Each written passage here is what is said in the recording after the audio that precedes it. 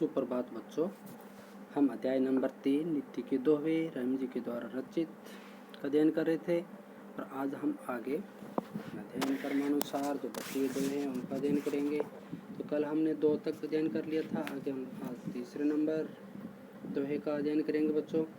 और कल हमने दूसरे नंबर के अंदर पढ़ा था एक सादे सब सदे सब सादे सब जाए। तो यहाँ पर रहीम जी किस प्रकार से एक को साधने की बात कर रहे हैं, यानी भगवान की या एक देवता की पूजा अर्चना भक्ति करने की बात कर रहे हैं कि हम एक का अगर हम पूजा अर्चना करेंगे भक्ति करेंगे तो हम उन देवता को प्रसन्न कर लेंगे और हमारे कार्य सिद्ध हो जाएंगे। अगर हम बहुत सारे देवताओं के पीछे दौड़ते रहेंगे तो हमारे कोई भी कार्य सिद्ध नहीं होंगे। जिस प्रकार से अगर एक वृक्ष की जड़ों को सींचने से या सिंचाई करने से, पानी देने से उससे हमें फल फूल छाया सभी हमारे जो मनोरथ होते हैं वो पूर्ण हो जाते हैं, उसी प्रकार से हमें भी एक देवता को प्रसन्न करना चाहिए। रहीमन मूली सिंचिबो, मतलब एक ही पेड़ की जो जड़ें हैं, मूली मतलब जड़ें हैं, उनको सींच दो तो फूले फले अगाए, यानी हम तृप्त हो जाते हैं, उससे फल फूल छाया लकड़ियाँ हमें सब प्राप्त हो सकती है उस पेड़ से। तो इस तरह से बच्चों यहाँ पर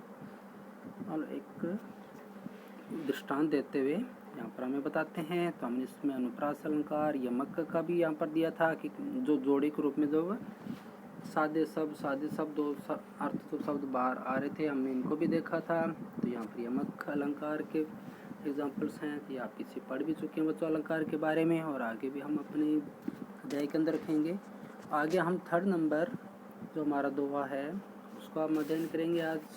तो रहीम जी क्या कहते हैं कि कदली सीप भुजंग मुख स्वाति एक गुण 3। तो यहाँ पर उस वर्षा की बात हो रही है बच्चों।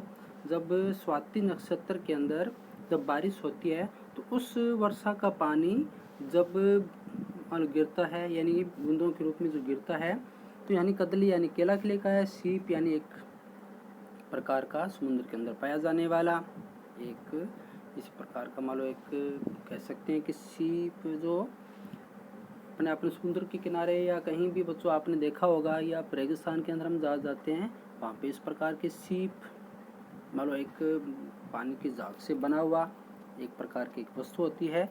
और भुजंग मुख कहते हैं सांप का मुख, भुजंग मुख है ना, सांप की बात हो रही है, जहरीला सांप के मुख में गिरने की बात हो रही है। स्वाति एक गुण 3, मतलब स्वाति नक्षत्र में वर्षा पानी एक जैसा होता है, यानी ऊपर से जो बरसने वाला पानी है उसकी हर एक बूंद एक जैसी होती है, लेकिन उसके गुण 3 मतलब 3 प्रकार की स्थिति उसकी बन जाती है। तो यहाँ पर इस प्रकार है भाई जैसी संगति बैठिए तैसो ही फल दीन, मतलब जैसी हम अगर संगति करेंगे हमें वैसा ही फल प्राप्त होता है। तो यानी उस वर्षा के पानी का दृष्टांत यहाँ पर देते हुए कहते हैं कि जैसी अगर हम संगति करेंगे फल हमें वैसा ही प्राप्त होगा।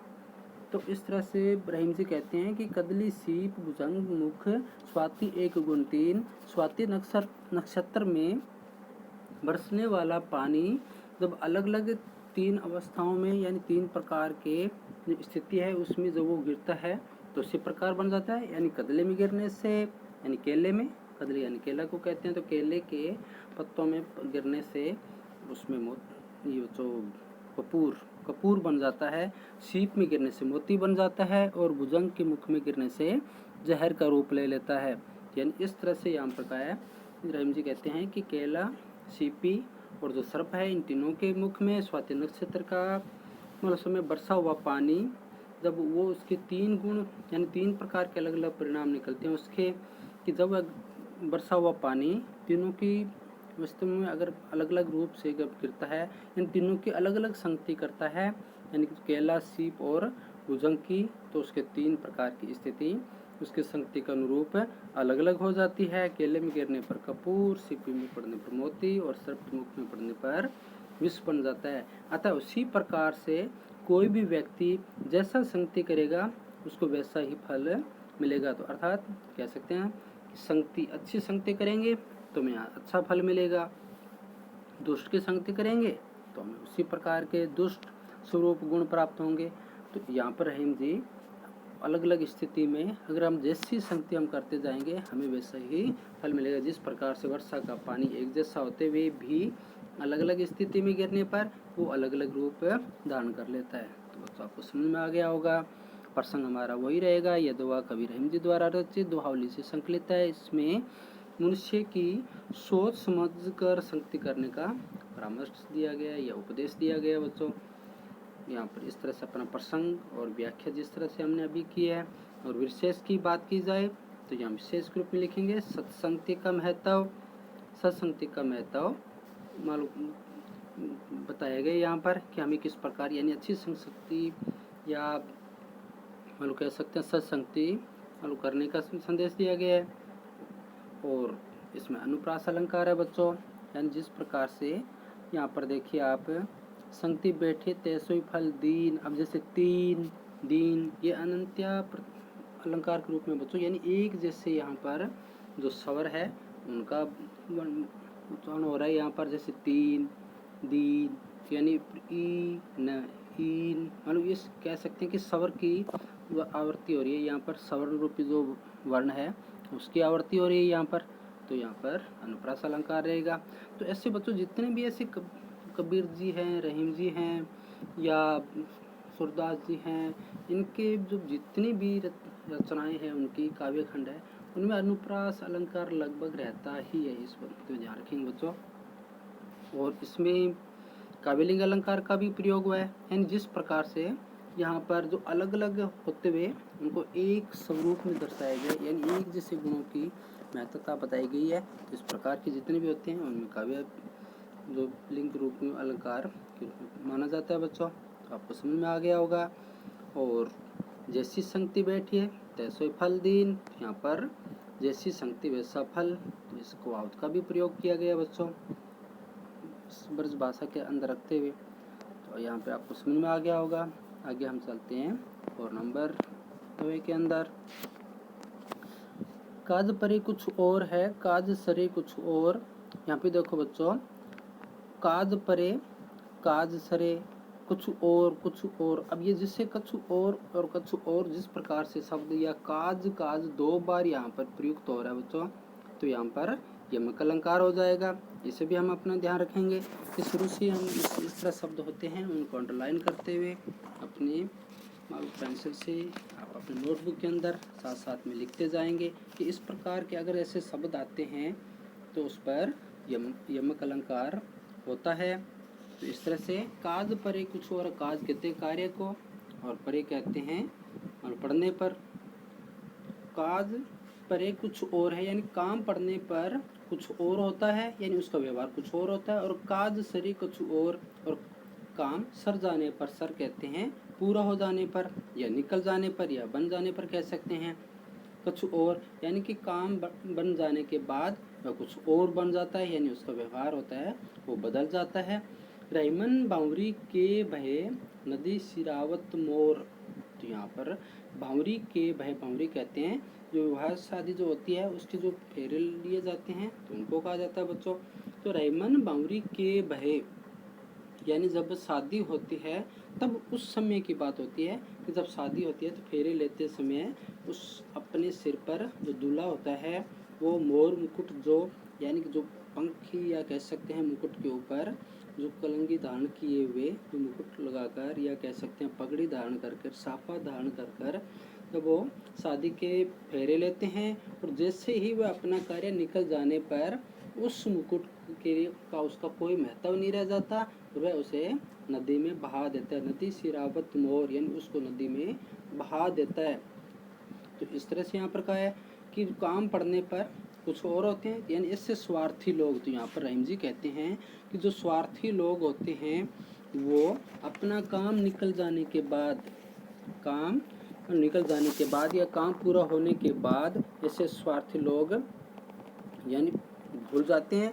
यानी काज परे कुछ और, यानी कि काम पड़ने पर तो वो खुशामंद करते हैं, मान सम्मान करते हैं, चापलूसी करते हैं, लेकिन काम निकल जाने के बाद में वो पहचानने से भी इनकार कर देते हैं या हमें पास में नहीं फटकने देते। तो इस तरह का स्वार्थी जो व्यवहार है ये आज प्रचलन के अंदर है, हम समाज के अंदर इसको हर कहीं देखते हैं कि रहमान बावरी के भाई मतलब जब ज़रूरत थी, जैसे विवाह पड़ने पर या विवाह के फेरे पड़ते समय या फेरे लेते समय दूल्हा उस मोर को सिर पर धारण करता है, और परंतु विवाह हो जाने के बाद उसे तुच्छ मानकर, उसका कोई अस्तित्व न मानकर उसे नदी में बहा देता है। तो इस प्रकार से कहा है कि ऐसे चापलूस लोगों से हमें बच के रहना चाहिए। तो यहाँ पर विशेष रूप में यही कहेंगे कि चापलूसों से दूर रहना चाहिए। और मोर का मतलब यहाँ विवाह पर दूल्हे के सिर पर पहने जाने वाला सहरा पगड़ी के रूप में यहाँ दर्शाया गया बच्चों। तो यहाँ विशेष रूप में आप बता सकते हैं।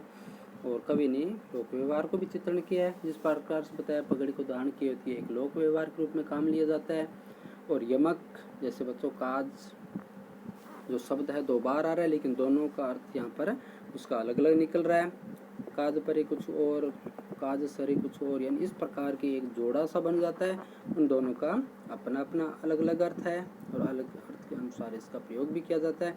और जिस प्रकार से यहाँ पर दृष्टांत दिया हुआ है वो काव्यलिंग अलंकार के रूप में है कि जो रहमान बावरी के वेद यहाँ पर दोनों की स्थिति है वो अलग अलग बताते हुए इस काव्य जो लिंग अलंकार है उसके रूप में इसके यहाँ पर प्रयोग किया गया बच्चों। तो इस तरह से आप समझ गए होंगे। और प्रसंग लगभग सभी का एक जैसा ही रहने वाला है। आगे चले हम। और बाकी के जैसे बच्चों अगर प्रसंग की बात की जाए तो आपको जो मुख्य जो इसके अंदर जो दोहे के अंदर जिसकी ओर संकेत करें केवल उसको चेंज करना है। जिस तरह से अगर हम इस दोहे की बात करें तो इस दोहे के अंदर कहा गया भाई प्रस्तुत दोहा रहीम जी के द्वारा रचित वावली से संकलित नीति के दोहे से उद्धृत है, ये तो सेम ही रहेगा। अब इसमें संसार के जो स्वार्थ पड़ता है उसको दर्शाया गया यहाँ पर कि जो व्यक्ति आम व्यक्ति या कह सकते हैं समाज में व्यक्ति की स्वार्थपरता का उल्लेख किया गया है। तो यानी इस तरह से उल्लेख का वर्णन करते हुए बच्चों आप अपना प्रसंग है उसको लिखते जाएंगे। अब आगे हम चलते हैं 5 नंबर के अंदर। जो रहीम उत्तम प्रकृति, जो रहीम उत्तम प्रकृति का करी सकत सुसंग। तो यहाँ पर कहा है कि जो रहीम उत्तम प्रकृति का करी सख्त सुसंग। तो यहाँ पर प्रकृति के मतलब स्वभाव की बात हो रही है बच्चों, यानी जिसकी उत्तम प्रकृति वाले होते हैं वो का करी सख्त सुसंग, यानी उनकी जो संगति क्या करेगी, यानी जो उत्तम प्रकृति के उत्तम स्वभाव के होते हैं उच्च कोटि के जिनके मान लो लक्षण होते हैं उनके कोई संगति क्या कर सकती है, यानी कुसंगति भी कह सकते हैं। मतलब कुसंग मतलब ऐसी कुसंगति उनका क्या बिगाड़ सकती है। जो रहीम उत्तम प्रकृति यानी जो उत्तम प्रकृति वाले उत्तम स्वभाव वाले जो व्यक्ति होते हैं उनका का करी सख्त कुसंग, यानी उनकी जो कुसंगति है वो उनका क्या बिगाड़ सकती है, क्या कर सकती है। चंदन विष व्यापत नहीं, यानी जिस प्रकार से चंदन के वृक्ष पर विष नहीं लग सकता, लपटे रहत भुजंग, यानी जो सांप जो चंदन के वृक्ष से लिपटे रहते हैं फिर भी उनका विष है वो उन चंदन के वृक्षों पर कोई प्रभाव नहीं मालूम पड़ता, या कह सकते हैं कि उनका विष का प्रभाव उन पर नहीं पड़ता। उसी प्रकार से जो कुछ कोटि के लोग होते हैं, अच्छे स्वभाव वाले होते हैं, उत्तम विचार वाले होते हैं, उनका कोई भी कुसंग व्यक्ति या बुरे व्यक्ति उनका कुछ नहीं बिगाड़ सकते, या अपनी मन कुसंगति से उनको किसी भी प्रकार से बुरे लक्षण उन पर लक्षणों का उन पर कोई प्रभाव नहीं पड़ता। तो इस तरह से बच्चों यहाँ पर अच्छे लक्षणों की बात हो रही है। अगर हम प्रसंग की बात करें तो इसमें लिखेंगे प्रस्तुत हुआ हमारी जी द्वारा हमारी पाठ्य पुस्तक में रहीम जी द्वारा रचित नीति के 2 शीर्ष से उद्धृत है। इसमें उत्तम स्वभाव वाले लोगों की महानता बताई गई है, विशेषता बताई गई है। तो इस तरह से हम इसको प्रसंग के रूप में रखेंगे। और व्याख्या जिस तरह से कि उत्तम व्यक्ति प्रकृति वाले व्यक्ति होते हैं उन पर किसी भी कुसंगति का प्रभाव नहीं पड़ता है, क्योंकि उनका चरित्र विकारहीन होता है, प्रभावहीन होता है, यानी उनका कोई प्रभाव नहीं पड़ता कुसंगति का। जैसे चंदन के वृक्षों पर बहुत सारे ऐसे जहरीले सांप लिपटे रहते हैं, लेकिन उन सांपों का मान लो जो जहर है उसका कोई असर नहीं पड़ता। तो इस तरह से बच्चों रखेंगे। तो यहाँ पर उत्तम प्रकृति वाले लोगों की विशेषता बताई गई है और विशेषता के विशेष के रूप में। और सेकंड के नाम अगर हम पॉइंट की बात करें तो उपदेशात्मक शैली का प्रयोग भी किया गया, उपदेश दिया गया है यहाँ कि हमें किस प्रकार की संगति करनी चाहिए। और अनुप्रास अलंकार का बच्चों इसमें प्रयोग है, जैसे और, मोर, यहाँ पर अनंत जो प्रकाश आ रहा है यानी अंतिम जो रूप में यहाँ पर और, मोर यानी कि औ, रे और इस प्रकार के जो स्वर के रूप में यहाँ पर आवर्ती हो रही है शब्दों की, तो इस प्रकार के जो शब्द होते हैं उनको अनुप्रास अलंकार के रूप में मानेंगे हम सीधा। और दृष्टांत अलंकार का भी प्रयोग किया गया, यानी कि जो उत्तम कोटि के विचार वाले स्वभाव वाले व्यक्ति हैं उनको उस पेड़ और वृक्ष के रूप में एक दृष्टांत देते हुए होता है कि उनका जिस तरह से असर नहीं होता, प्रभाव नहीं पड़ता उन सर्पों का लिपटे रहने से, यानी उनके विष का कोई प्रभाव नहीं पड़ता चंदन पर, उसी प्रकार से जो उत्तम कोटि वाले उच्च विचार वाले व्यक्ति होते हैं उन पर उस संगति का कोई प्रभाव नहीं पड़ता। तो बच्चों यहाँ पे आपको समझ में आ गया होगा। आगे हम चलते हैं अपने नेक्स्ट दोहे के अंदर।